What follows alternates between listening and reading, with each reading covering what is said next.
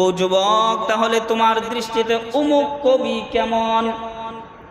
যুবক মাতাল অবস্থায় সেই কবির বিরুদ্ধেও অনেক কিছু বলে দিল।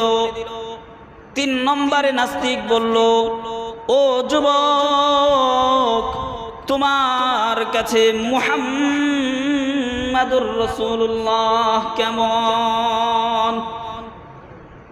যেই মাত্র যুবকের কানে মুহাম্মদ নামটা ঢুকলো, যুবক রাগে চোখগুলো লাল হয়ে গেল,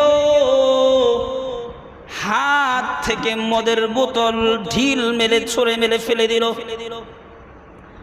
আর নাস্তিককে বলতেছে, ওরে আল্লাহর রাসূলের দুশমন, তুমি কি চাও আমি আমার নবীর বিরুদ্ধে একটা শব্দ পর্যন্ত উচ্চারণ করি?